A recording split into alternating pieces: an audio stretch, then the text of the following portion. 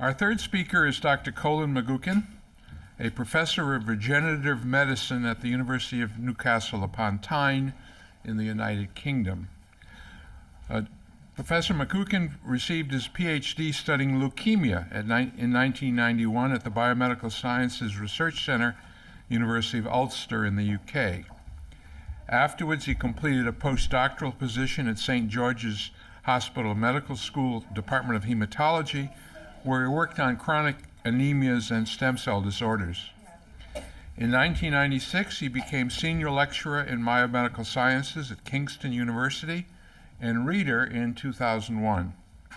In 1999, he founded and became director of the Stem Cell Therapy Laboratory, specializing in stem cell biology, tissue engineering, and regenerative medicine.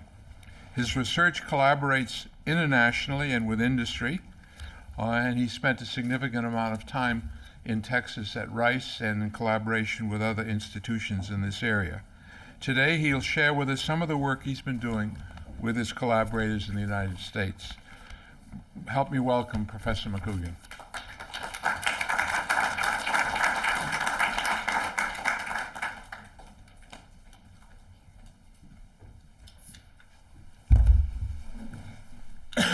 Hello, everyone. And first of all, I'd like to thank Mayor Krabbe, Catherine Santamaria, and the Baker Institute, of course, and the organizers for inviting me to speak from the UK. And I'm very, very pleased to be back here at Rice University, which I left in June of last year, just when it became too hot for me to stand any longer. Being from Ireland, I couldn't really stand the heat. So I'm going to tell you today about some of the work that we've done, and since we're in Texas, I'm going to concentrate on some of the success that we had, here in Texas over the last 12-month period, which involved people on both sides of the Atlantic. And I think one of the most important things that it actually highlights is that you do have to do stem cell research on a global level, and it's not good enough anymore just to do this work in one tiny laboratory. So first of all, I want to tell you where we're from in the United Kingdom. It's hard to tell British people sometimes, but the United Kingdom is actually quite a small place. But when you look at the country, actually, it's quite a historic country, and it's developed from the regions. And we're in the Northeast region.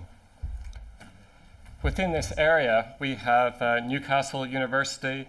We also have universities in Sunderland and Durham and other areas. And it's a very big university area. And in terms of stem cells and regenerative medicine facilities, we have facilities at both the Royal Victoria Infirmary Hospital and Medical School, which has been training medical doctors since the 1800s. And we have this beautiful building called the International Centre for Life. And it is really all about life, as you're about to see. We have here a science visitor center, which is sort of a museum, which you'll see a little bit more in a moment. We have the Institute of Human Genetics, which is both a clinical facility where patients actually come to see doctors. It's also a genetic research facility. And then we have the Bioscience Center, where we have some of our stem cell laboratories.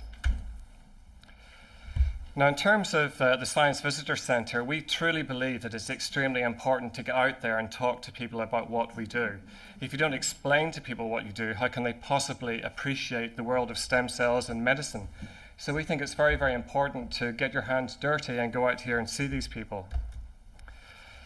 Now, I guess the big question here really is, when are embryonic stem cells going to hit the clinic?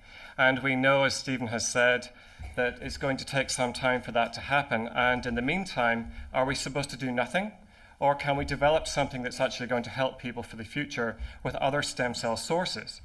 Well, I'm going to talk to you today primarily about some of the cord blood work that we have been able to do. So the basis of the work that we do is integrating stem cell understanding of embryonics, adult tissues, and cancer stem cells, because how cells fail to grow is sometimes just as important to understand as how cells do grow.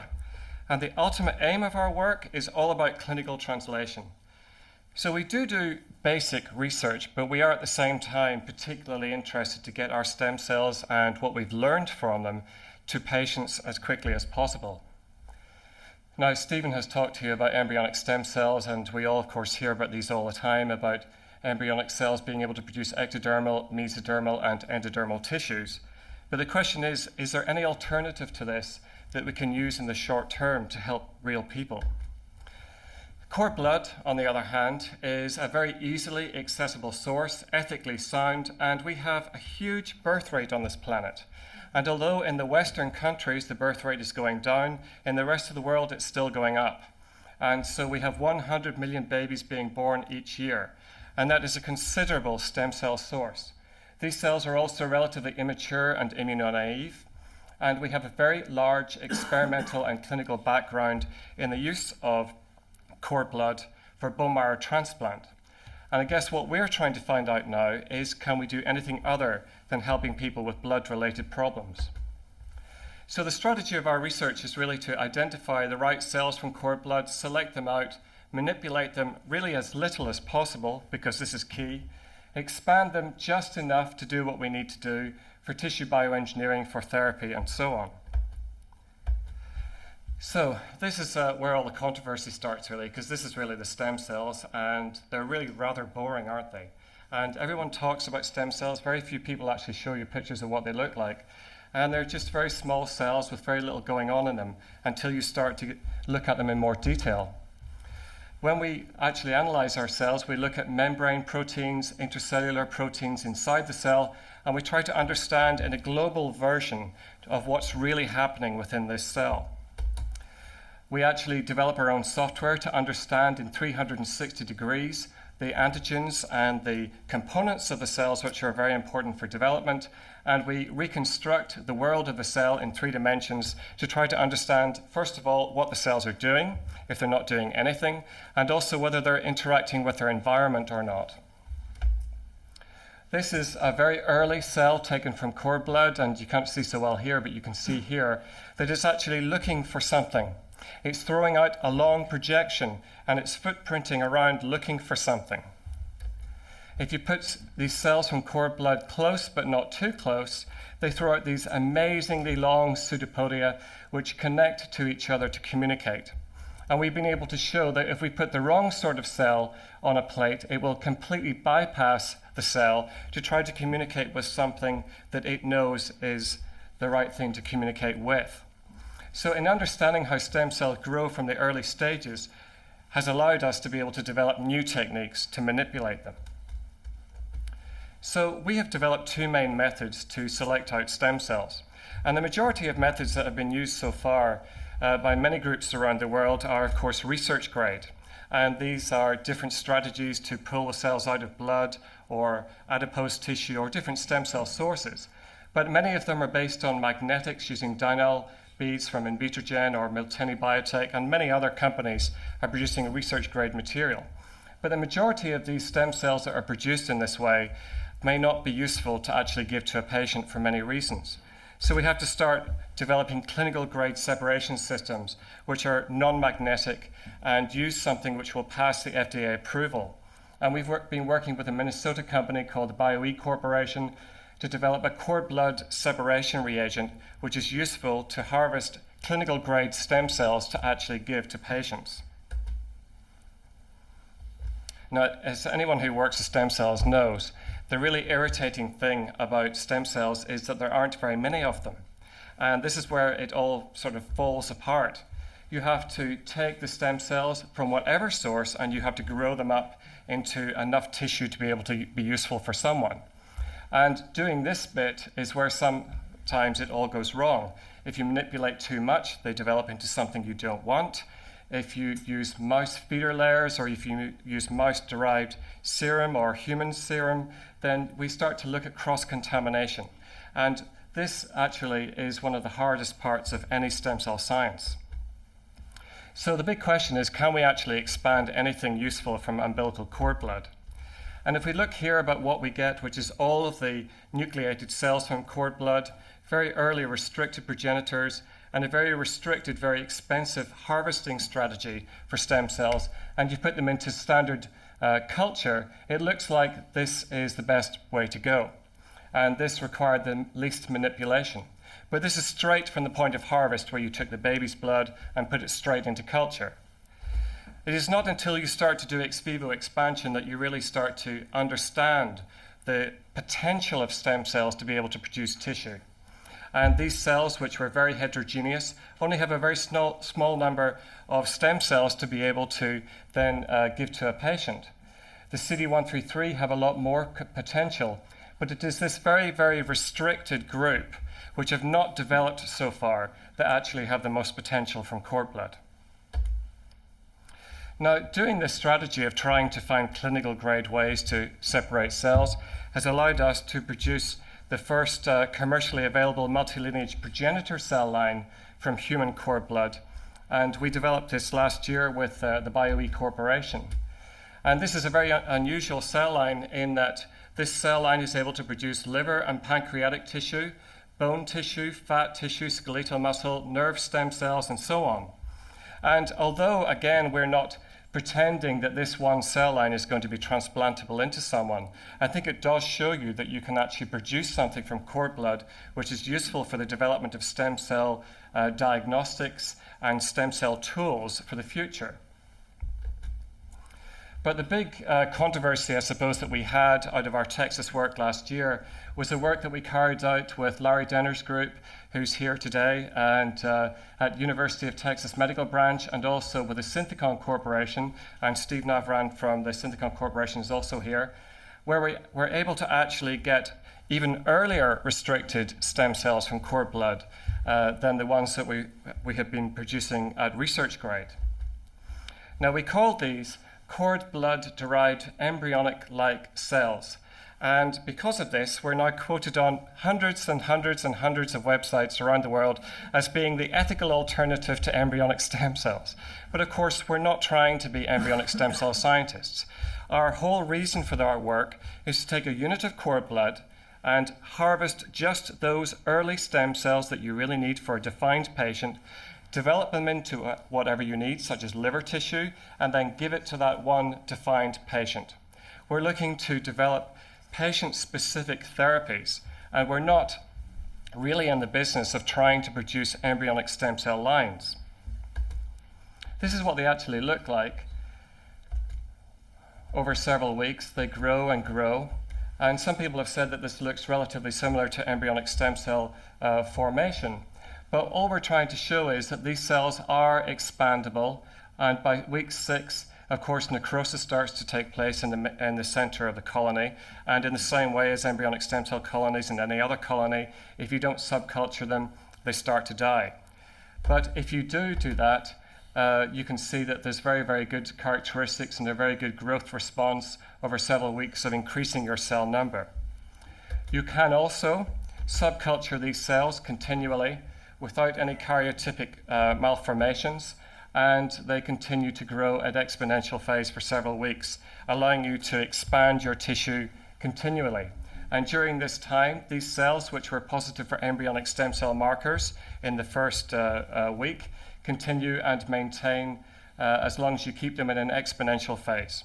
And here in Texas, we were able to take a unit of cord blood and expand it 168-fold times before we actually used it for something in the laboratory.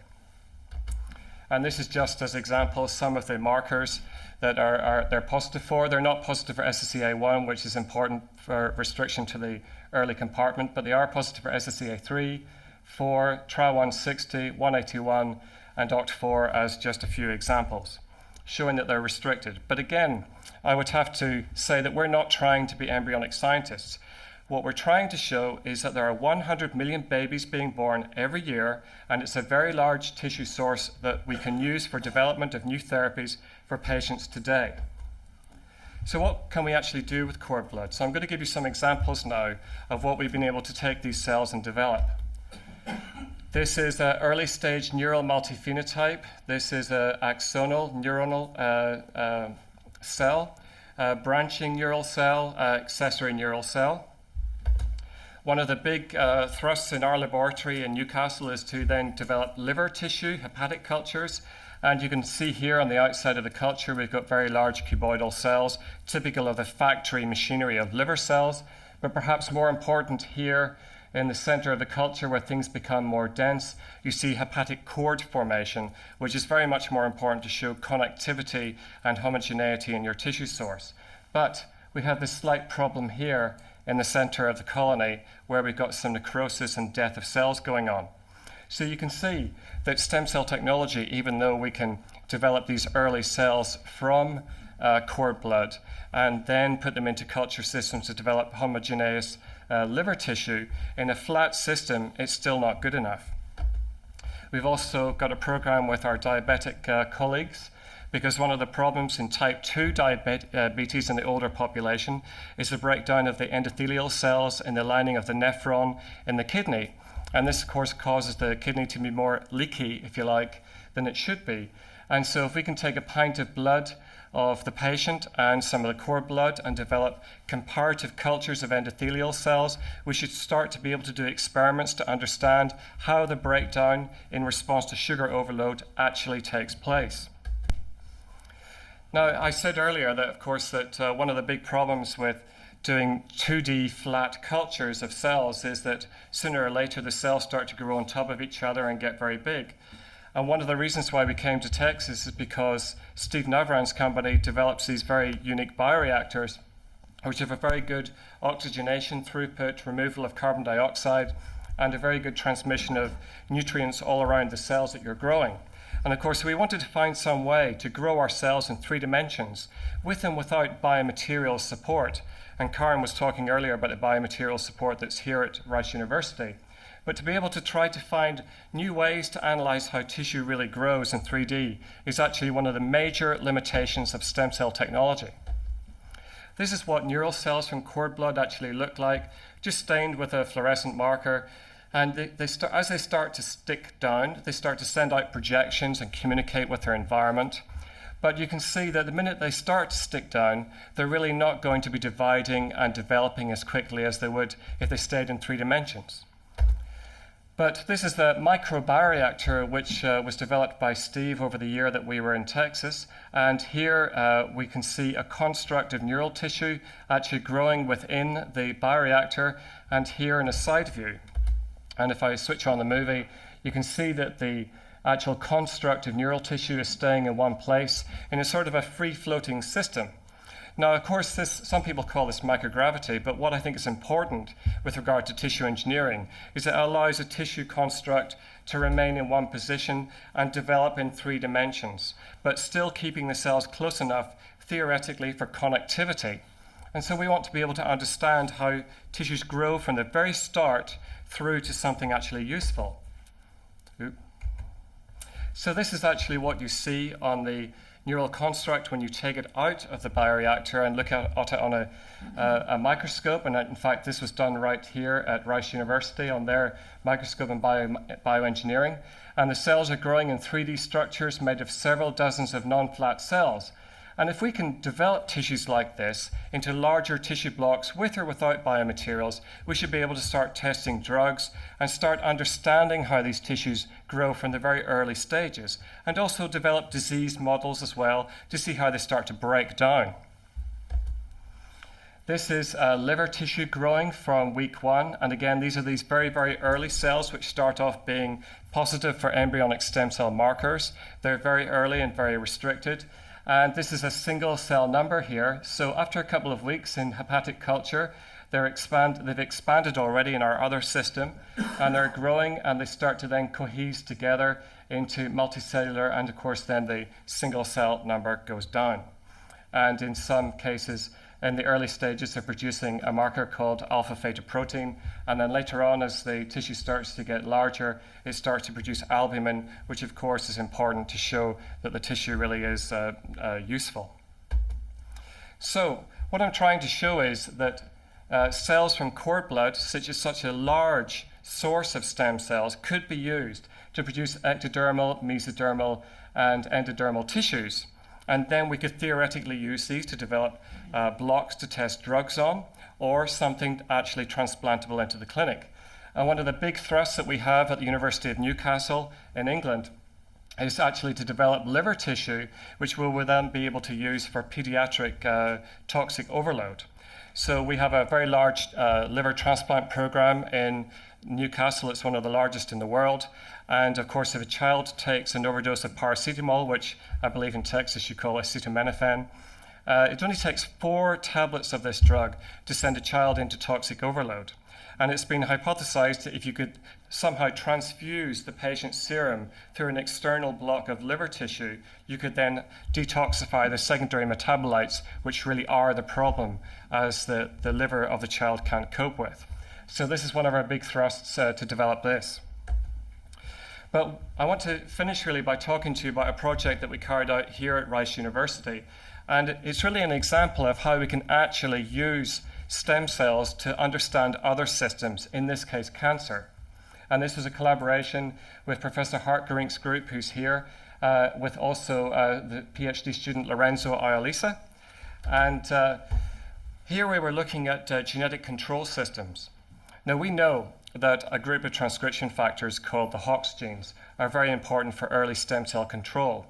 But we also know that the mechanism of how they work and interact with other transcription factors across the DNA can actually be reactivated in certain cancers later in life.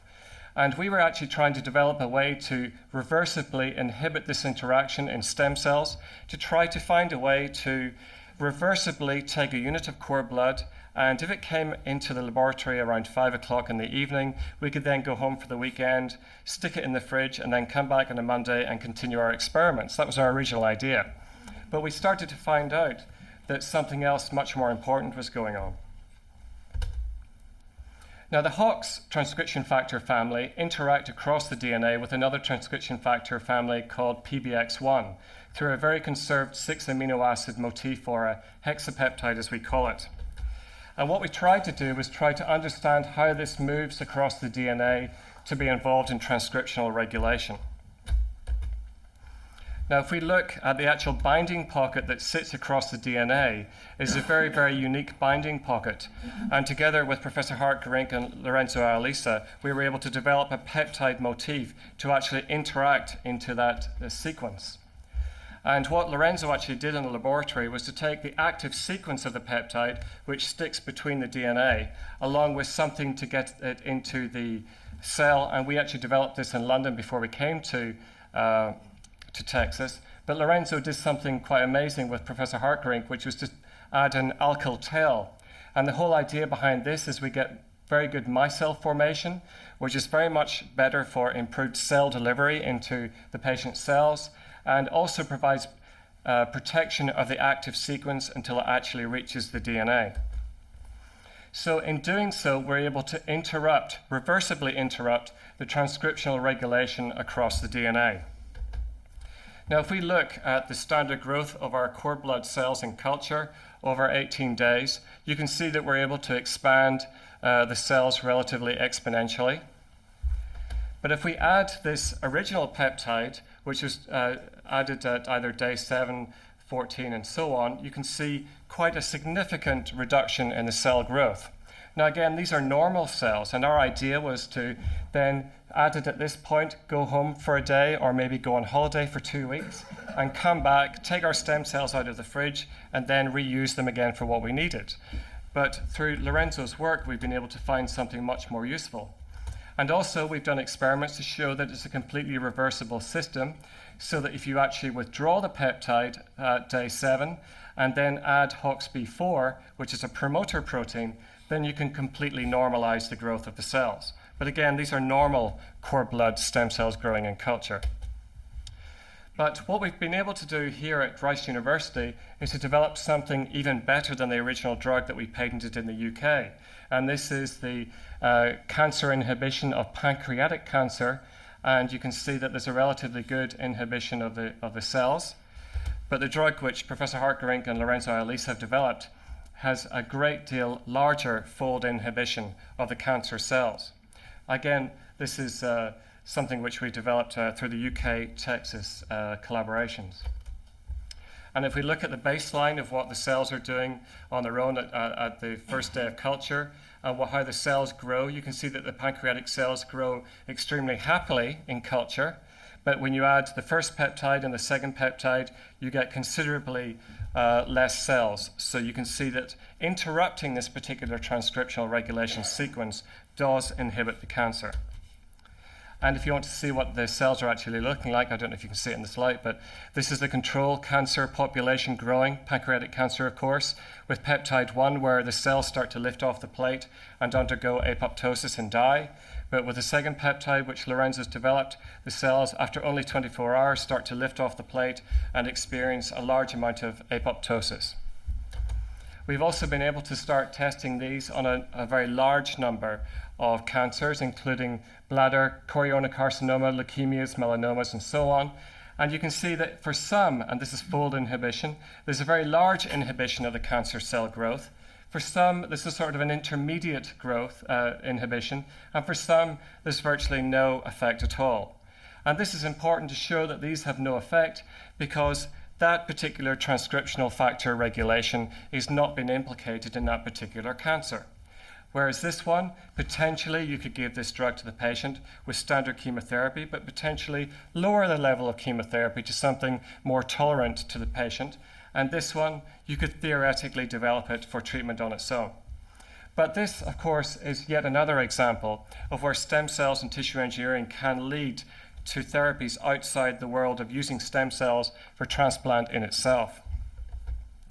So what I've just tried to do is really show you that by understanding stem cell characteristics in terms of embryonic, adult stem cell characteristics including bone marrow and cord blood, and cancer stem cells where the whole thing goes wrong, if we integrate all of this together for the future, we should be able to develop clinical translational protocols which are actually useful for the patients. And I think the future of stem cells is actually quite rich in a number of different areas. So we have to put funding into all of these areas so that we can get our techniques to the patients as quickly as possible. And I'd just finally like to thank the UK Foreign Office and the DTI who funded part of this study, particularly funded our stay here in lovely Houston. And I have to say I enjoyed it very, very much, including the real deal. And particularly to Rice University, who were our hosts, and Professor Denner's group at UTMB, the Synthecom Corporation, and some of the other collaborators that we have. Thank you.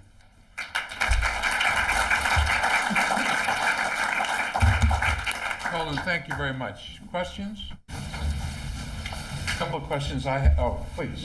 What exactly are you doing to the peptide to get it across the membrane? You're adding a tail, a hydrophobic tail, or what? Yeah, well, so there are two things actually. The first thing, you can add the peptide on its own because it's quite small and a certain amount of it will penetrate the membrane and reach the nucleus, and we've done those studies. But if you want to actually transport quite a lot of it through to adherent cells, where clearly if the cell's adherent, half of it's stuck down to the plate, so you're losing cell surface area. When we actually took the original bear peptide in London and added it to leukemic cells, which are in suspension, then you had the whole surface area to get it into the cell. When you're dealing with an adherent cancer like pancreatic cancer, only half the cell membrane was available, so we had to start using this thing called penetratin, which slightly opens the membrane and allows something to go in.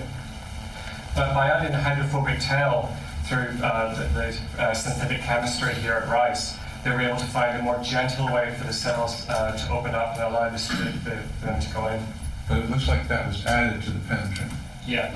Yeah. And in that regard, what is the effect of that combination on normal, let's say, marrow cells or intestinal endothelium, other cells which are rapidly proliferating?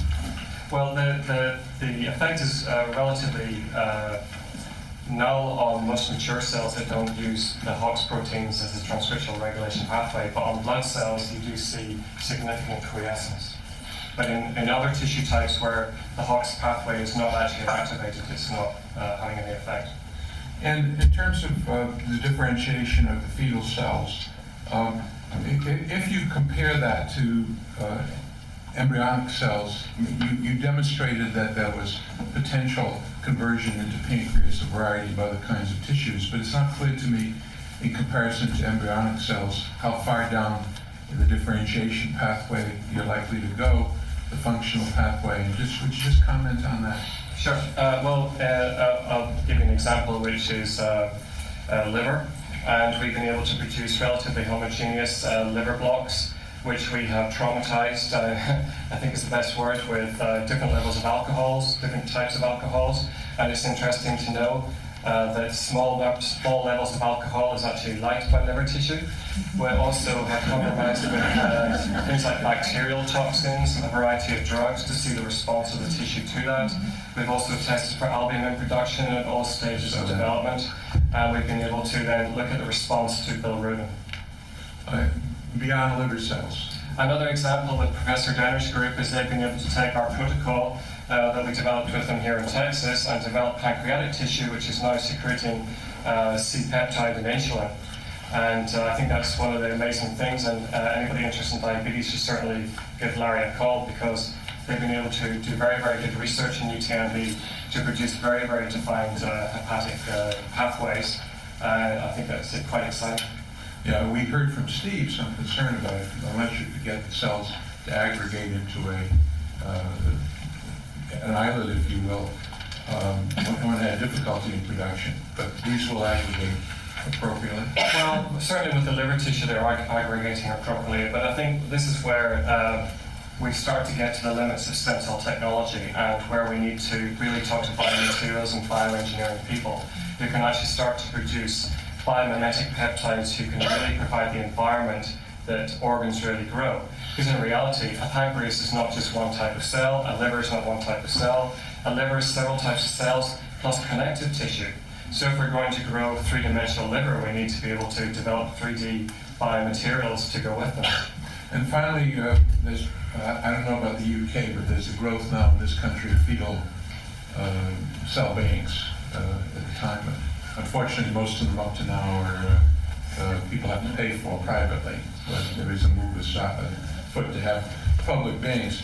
The presumption would be that if indeed the youngster who took the acetaminophen and had a bad outcome, rather than necessarily having to perfuse them outside of the body, if you had that individual's stem cells, you think you could then perhaps do something with regard to their liver function? Well, I think certainly if the patient had stored their own cord blood, and I wouldn't want to discourage anyone from storing the cord blood of their child, and I would certainly encourage it if you can afford to do so.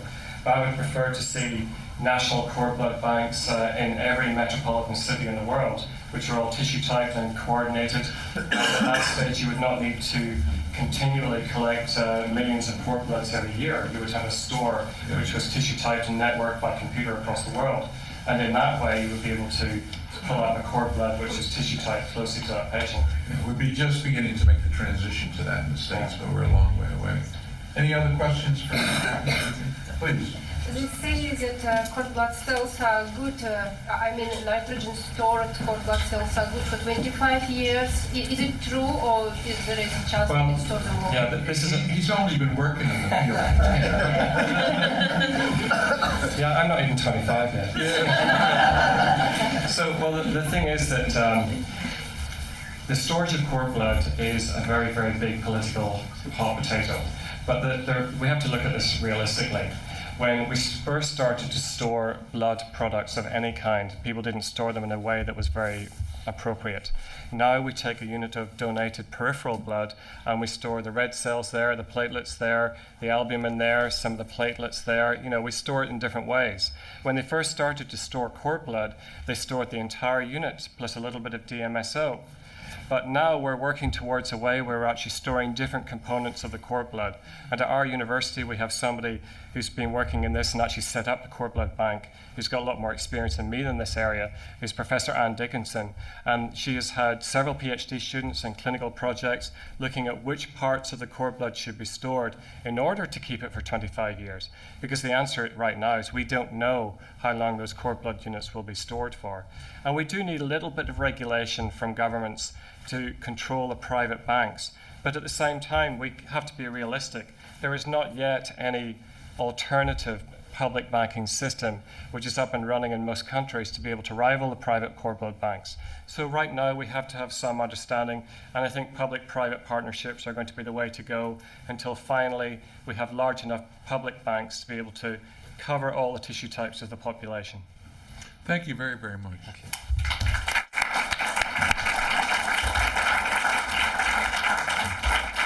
The last question is a nice transition to our penultimate speaker, Dr. Elizabeth Spall. Dr. Spall is a professor of medicine, medical director of the clinical and cyclic GMP cell therapy laboratory. I never thought I'd see a laboratory named after GMP, but and director of the Cord Blood Bank at the University of Texas MD Anderson Cancer Center. Previously, she was director of the stem cell laboratory at Duke until 1990. Then she moved to Colorado, where she was director of Cord Bank Stem Cell Laboratory and Apheresis Unit. And she's authored some 170 papers and chapters on stem cell transplantation. Dr. Spall is a graduate of Brown. She earned her medical degree at the University of Cincinnati, and today she'll highlight some of the stem cell research from her lab, as well as others at MD Anderson. Help me welcome Dr. Elizabeth Spall. Thank you so much to the organizers who invited me to share some MD Anderson and beyond experiences today.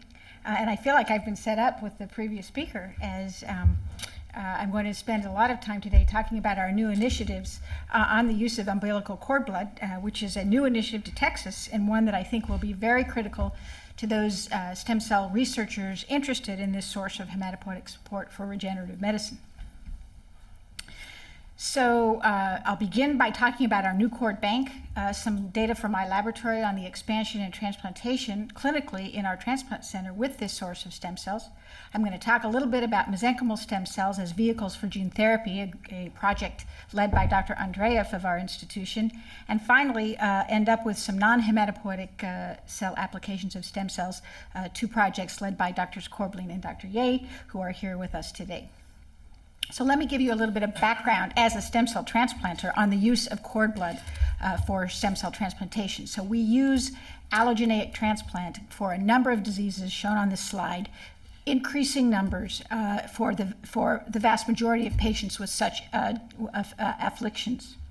Unfortunately, only about a third of patients will have our first choice of a stem cell graft, which is a family member. And so increasingly in our country and around the world, we are using unrelated donors. We now have a national marrow donor program, which has 7.5 million registered donors, and cord blood as a source of hematopoietic support. The problem with donors are many. If you are a Caucasian of Western European origin, we can often find a donor for you easily in the registry. Probably 90% of the time. But if you are one of a number of minorities, African American, Latino, Asian, Jewish, all of whom are highly underrepresented in the marrow registries, we can very often not find a donor, and that patient ultimately dies of their disease. And even if we have a donor and you're looking for it in the registry, we've had them committed, and at the last minute when the patient is about to be transplanted, they pull out, which is a terrible thing for the patient, the family, the physicians. And that's a problem that exists and is not uncommon. If you have a patient with rapidly progressive disease, there's not time to find a donor. On average, it takes about 3 months. And most importantly, and this is true for marrow and peripheral blood, very strict HLA matching is required, where you need almost perfect matches in order to make it safe enough without risking what we call graft versus host disease. So cord blood, as you heard from the previous speaker, is a marvelous source of hematopoietic support. This is a placenta. And many banks have sprung up around the country. The baby is delivered safely with the placenta either in utero or ex utero. The cord blood is collected and banked. This is how it works. Basically, depending on the situation, the mothers are consented prior to the delivery. The baby's delivered. The cord blood is about 150 mils, is taken to a laboratory where it is cryopreserved, stored in it's basically volume reduced and stored in liquid nitrogen here, and most of the units in the world are now stored in liquid nitrogen at minus 196 degrees centigrade.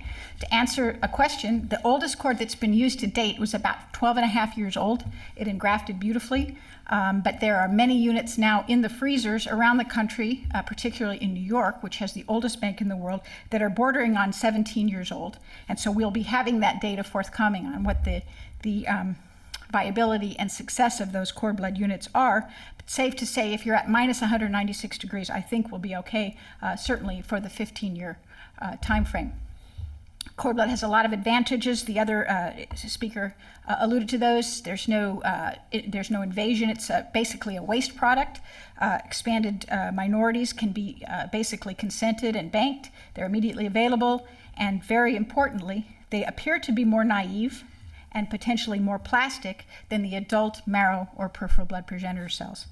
Now, I think I'm a bit more conservative than the prior speaker. I think the jury's still out on just how plastic and naive these cord blood cells are.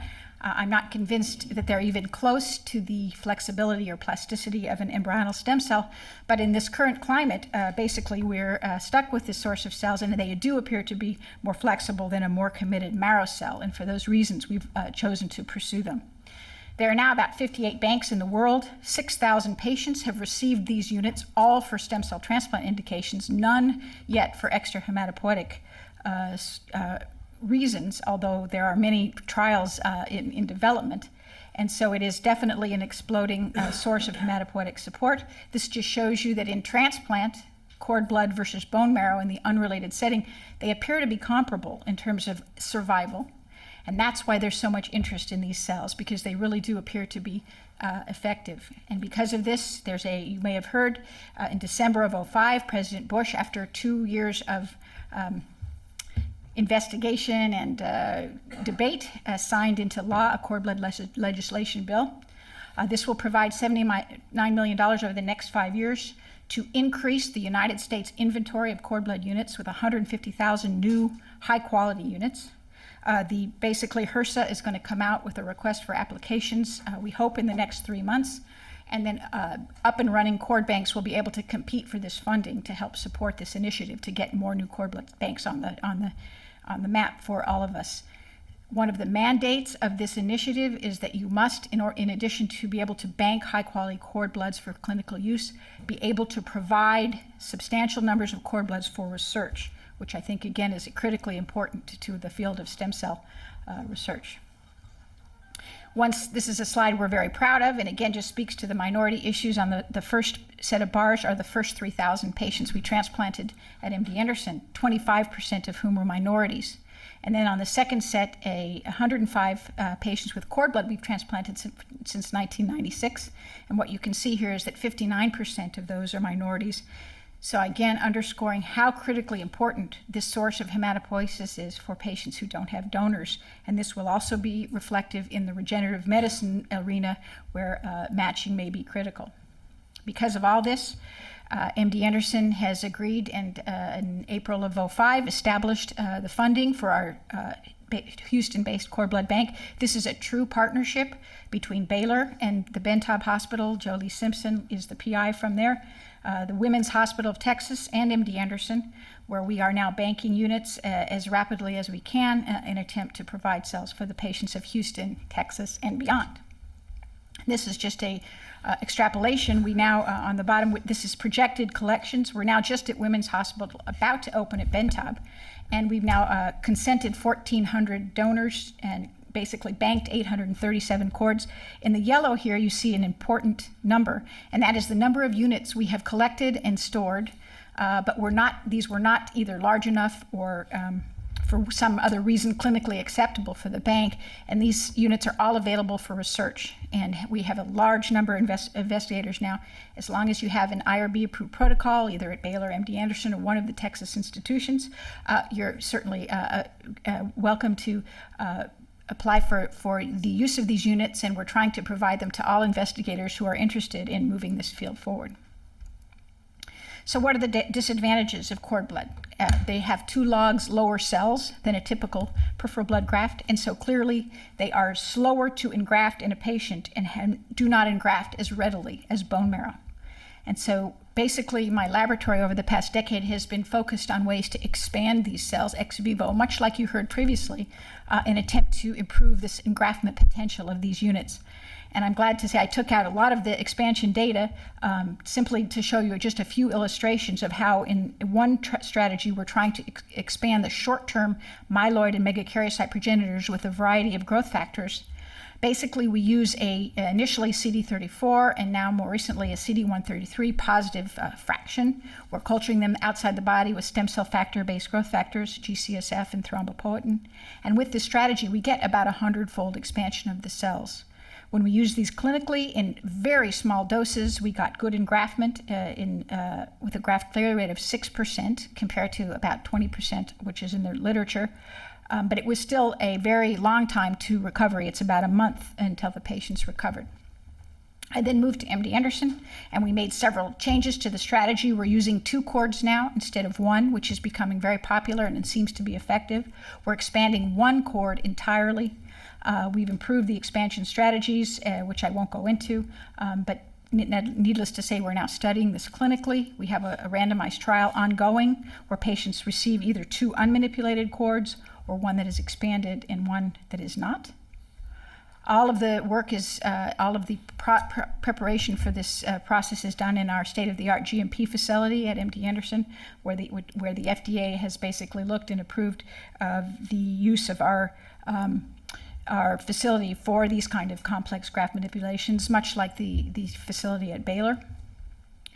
The bottom line here is that we're giving an augmented dose of CD34 cells with this strategy, although the same number of total nucleated cells, because you lose 99% of the cells when you do a CD133 selection. You are then expanding up to 34, so the patient may get better doses. And the bottom line here clinically is that we have comparable neutrophil engraftment, white blood cell engraftment, with perhaps an improvement in platelet recovery in these patients, but the data is too early and the trial is continuing to accrue. We have a number of other strategies, which I won't discuss today, but a problem with all of them is that when you do a positive selection step prior to expanding the cord, you lose 99% of the cells. And so we began to look at a way to expand the cells. As the previous speaker showed, when you just take a cord and put it in culture, it doesn't expand well. But that would save the upfront loss of the cells. So we began to look at mesenchymal stem cells as a way to provide a nurturing milieu or a niche-like environment for the cord blood where we wouldn't have to do a positive selection. So mesenchymal stem cells are marrow-derived cells. They've been shown to produce bone, cartilage, and tendon. And they can be readily grown from the bone marrow, as many of the investigators here probably know. Initial trials using these marrow-derived cells seem to show an improvement in engraftment and possibly a decreased what we call graft versus host disease in recipients who receive them. And we believe they may be useful because they secrete so many cytokines as a nurturing milieu for cord blood. And in a series of experiments here, what we did was take normal donors. We laid down mesenchymal stem cells from bone marrow. You can actually get a nice stromal layer going in about 13 days. We then layered cord blood on top using the same growth factors and cytokine conditions we used in our previous trial. And this is what it looks like. We culture them for 14 days. On day 7, you can see the stroma in the background with the nice cord blood layered on top and growing readily. And by day 14, we get really beautiful expansion. In the black bars is our old liquid culture system compared to the stripe bars, which is the mesenchymal stroma-based system. And you can see both for the committed total nucleated cells, CFU, CD34, but even the more primitive colony, cobblestone assay forming cells on the latter parts of this graph, we clearly get better expansion of these cord blood with the stroma than we do in our old system. We're very excited about this data, and a clinical trial is now at the FDA, and we're going to begin to study this in our transplant patients to see if we can improve their time to engraftment and their evidence of graft failure. Now, I wanted to just end my cord blood discussion with some data that comes from my colleague Joanne Kurtzberg at Duke. This was a New England Journal paper where she, in fact, transplanted a number of kids with Krabbe's disease. This is a neurologic disorder that produces profound mental retardation, physical retardation, and most of the kids die by the age of 3. They did a number of transplants, and what they found here is that on the top bar, patients who were transplanted very early, within a few days of birth, or certainly a few months, the survival of these kids was normal. And in fact, they developed finally normal mental status and normal growth curves. If they were transplanted in the middle curve, after a year or two, they salvaged some of the children, but they still had some retardation. And finally, if they didn't transplant any of them, and again, this was historic data, they all died by 96 months. With that, they published this very interesting finding in the New England Journal, and what they showed here, this was one of the children who died, and this was the brain section of one of the patients. The blue, this was a female patient with a male cord, and you can see the blue cells in the brain showed that in fact there was a substantial number of cord blood cells in the brain of that child. This is all inferential. Whether these cord blood cells are truly producing neuronal cells is not been defined or is not definitive. Whether it's cause and effect remains to be seen. But I only show you as sort of provocative and encouraging clinical data to suggest we really should pursue this source of hematopoiesis to see what kind of extra hematopoietic engraftment one might ultimately achieve. So I can summarize this part of my talk by saying that cord blood is becoming a mainstream source of hematopoietic support for patients lacking a donor. Clearly, more minorities are able to be transplanted because of it, and improvements in engraftment and graft manipulation are clearly necessary, and this is where we're focusing our research if we're going to make this a broadly applicable source of regenerative medicine as we move forward in the future. Another project, which involves mesenchymal stem cells, is summarized on this slide. Michael Andreeff and Frank Marini have demonstrated that if you take those mesenchymal stem cells that I showed you earlier and you genetically modify them, you can basically infuse them either intravenously or intraperitoneally into mice with a number of human-bearing tumors. And once these cells are modified with an adenoviral vector that produces interferon, they secrete very high levels of interferon locally and cause eradication of disease. So they've done a number of experiments. These are all published. But basically, they took marrow from normal healthy donors, grew the MSCs, much as I described, infected them with a adenovirus construct that produces interferon. And then they looked at a number of different tumors, breast cancer, melanoma, ovarian cancer, in mice, both in vitro first and then in vivo. And what they've shown here on this slide, this is a breast cancer model. These are breast cancer lung metastases, showing in the first bar that there was no cancer. The first and second bars were either normal control or the lung cancer treated with these mesenchymal stem cells that produce interferon. And this is compared to all the other controls that we are either the MSCs alone or interferon alone, suggesting a highly effective way of eradicating breast cancer metastases in this animal model. This is more data from their group showing, this is an ovarian cancer model, showing on the top picture day 1, on this underneath day 3, showing necrosis of the ovarian cancer cells. And in the graph on the bottom, you can see the black line, the surviving mice who were treated with the mesenchymal stem cells compared to those mice who did not receive the cells themselves. Very exciting, provocative data that will be evaluated clinically in the near future. Basically, clinical trials are planned to assess the strategy and are going through the validation steps now. Another project led by Martin Korbling of our group looked at hepatocytes and epithelial cells of donor origin and stem cell recipients, and these are peripheral blood stem cell recipients. He published this in the New England Journal a couple of years ago. His study design shown here. These were patients where we had a male donor, again into a female patient. They received myeloablative therapy with the transplant, and then he looked at a number of different organs to see if peripheral blood could in fact reconstitute an extra hematopoietic organ.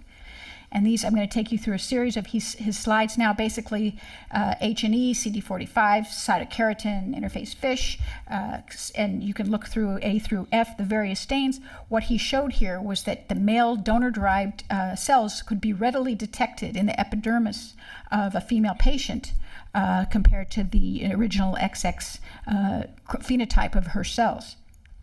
In the second, this shows same from a hepatocyte, very impressive, again, evidence of the male donor in the liver of this patient.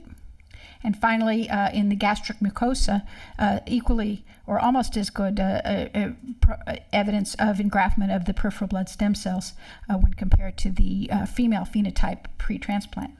So this data stimulated Dr. Korbling to design a clinical trial where patients who are getting transplanted and have evidence of organ damage, we produce veno-occlusive disease of the liver or lung damage or even skin damage, are basically treated with GCSF in an attempt to increase the stem cells.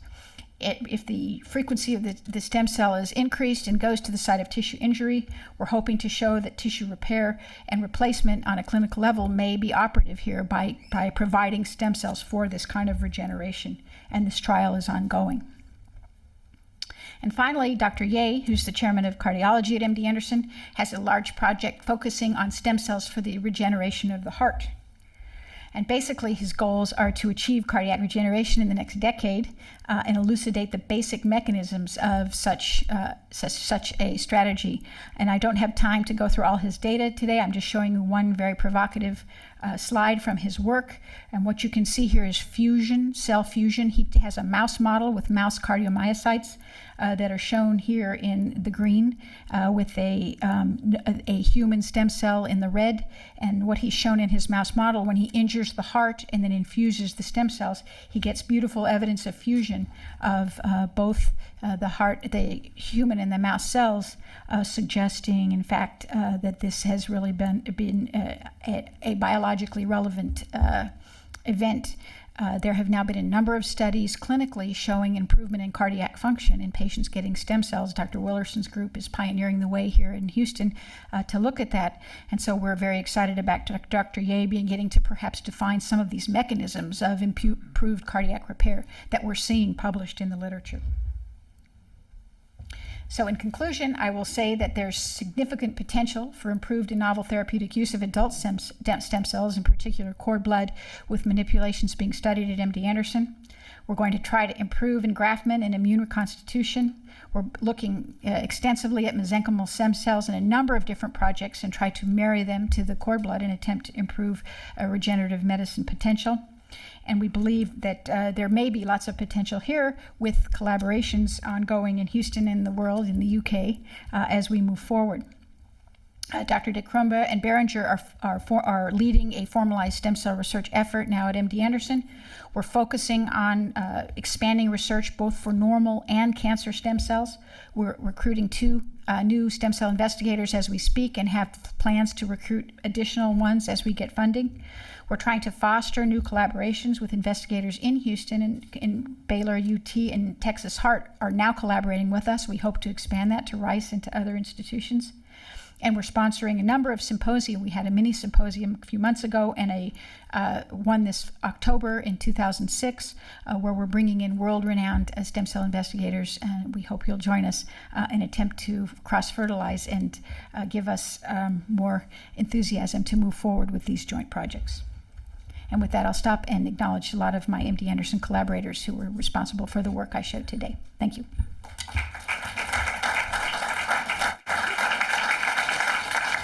Questions for Dr. Small? Please.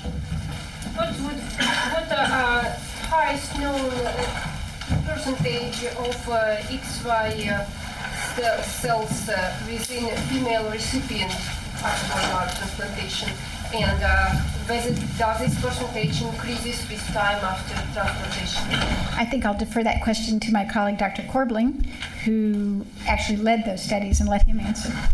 Percentage is between 0.1 and 10%, so there's a wide range, and time is not a factor, to our knowledge. Which time did you? Well, I think it's fair to say time has not been studied extensively. Serial. It's studied, but it's in a range between 1 year and probably 5 to 6 years. How do you explain so high range from 0.1 to 10%? I don't know.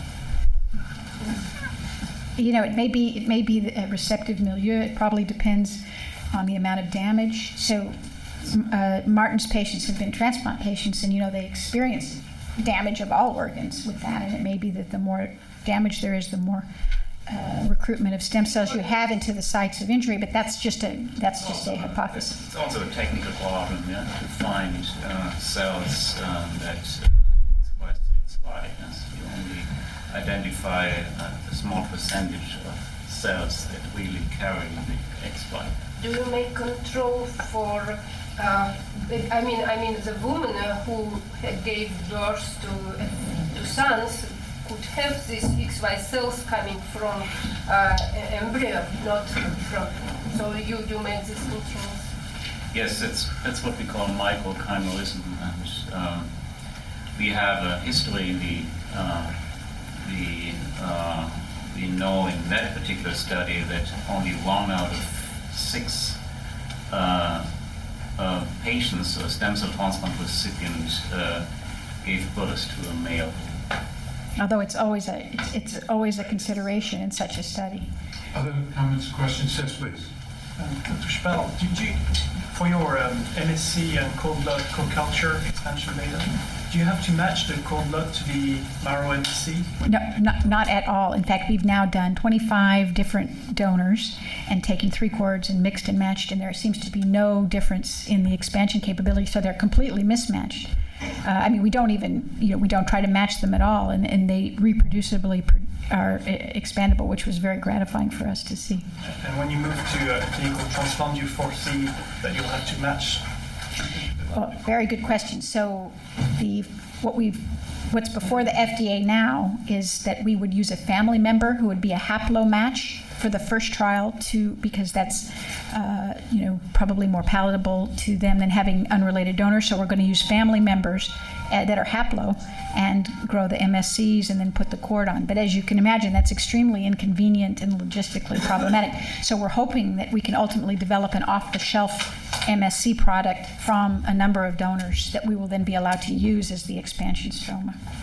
Yeah, it sounded though like you reduced the GVH, but you didn't totally eliminate it. Does that, in those cases where you saw it, does that represent contaminating lymphocytes, or is it a failure of tolerance in the newly developing lymphocytes that are coming from the transplant?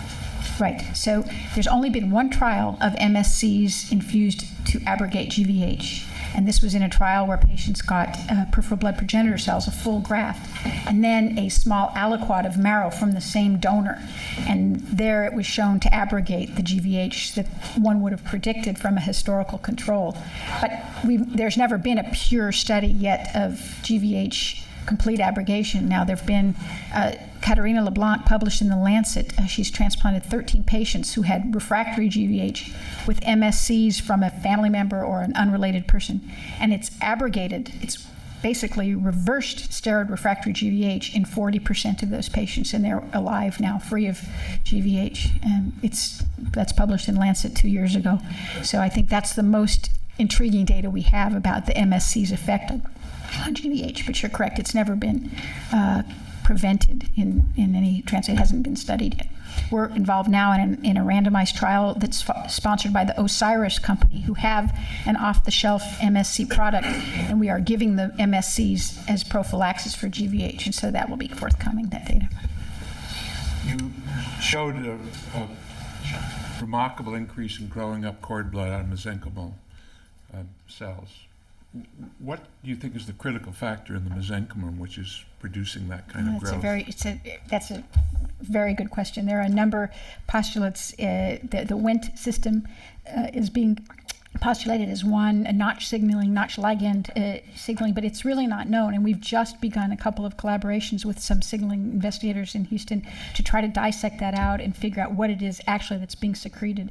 Maybe as simple as IL-10 or IL-12, other cytokines that are being produced by the MSCs, but we don't honestly know that. That'd be interesting. Yeah. I wonder whether Ed or his colleagues would comment on a recent report from Germany on the failure of growth factors to influence cardiac stem cells in the myocardium, which is a different technique that's being, as I understand, is being used in this country. But I wonder if you would comment on that experiment, which I think was a disappointment, at least to the Germans.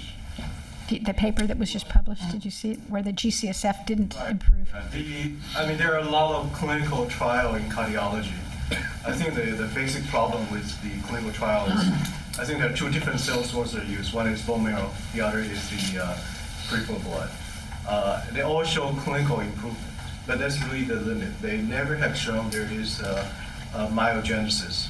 At most there is angiogenesis. So I think the field really need to be further studied at basic science standpoint. Because what we see actually is mainly cell fusion.